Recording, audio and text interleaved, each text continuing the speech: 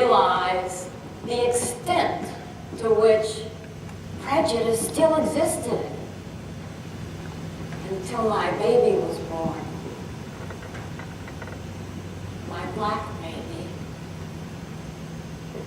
It wasn't until then that I realized it was silly to be thinking the people who complained about prejudice were just whiners, trying to blame society for whatever problems that they'd managed to create themselves in their own lives, not accepting responsibility.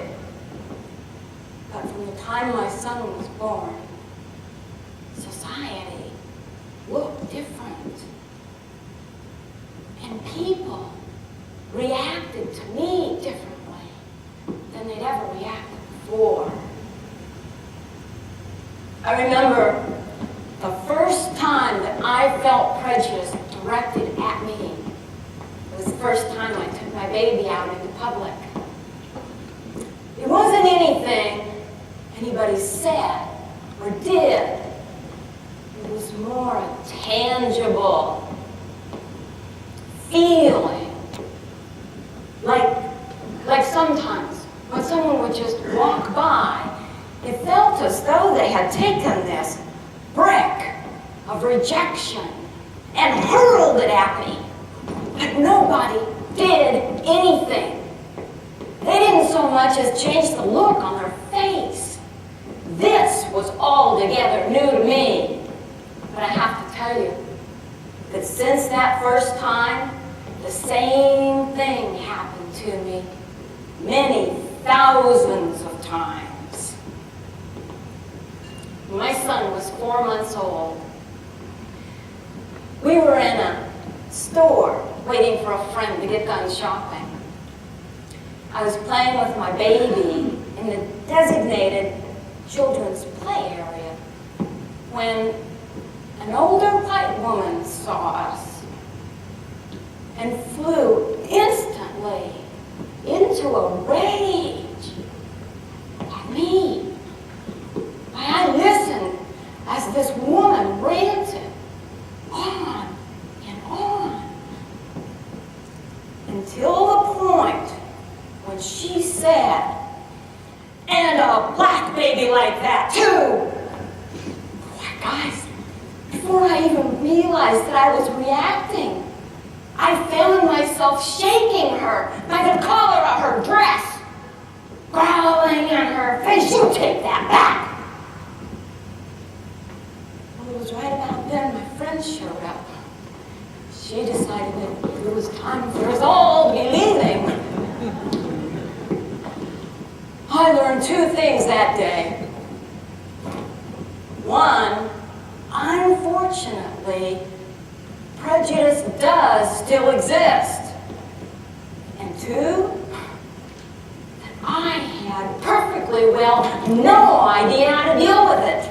None. It was obvious that if I didn't figure it out real soon, I was going to end up in jail for a really long time. So that day, I resolved that no matter how angry a racial situation might make me, that I would not resort to hitting anyone. That's where my journey began, in learning how to deal with racism. As I raised my son, I was acutely aware of how different his experiences were from those of his white friends. Sometimes the relentless bombardment of prejudice bore down on him so hard that he'd cry himself to sleep at night, begging me to take him to a psychiatrist to figure out why these things kept happening to him. I struggled constantly to try to balance out the effects that society was having on my dark son. determined. The prejudice would not pound him into becoming just another angry black man. But accomplishing that took everything I had. You see, my problem was that I was as white as I looked. If you want to see somebody not deal well with prejudice, take a white person. You heard me right. Take a white person who's been enjoying privileged white status all her life, but didn't know it, and make that person suddenly black.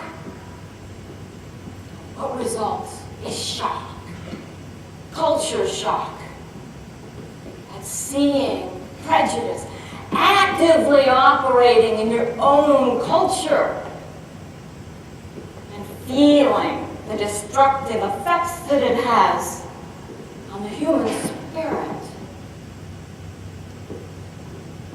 Yes, now I'm sure that life in the minority lane is distinctly different than white life. What I've learned has troubled me to such an extent that I haven't been able to talk about it until now. So, I want to thank you for listening to my story, a mother's story. I invite you to recognize through my experience the prejudice does still exist in our society. I invite you, no, I beg you to accept your personal role in rooting out racism. The words of Dr. King still ring clear. We cannot rest until all people are judged not by the color of their skin, but by the content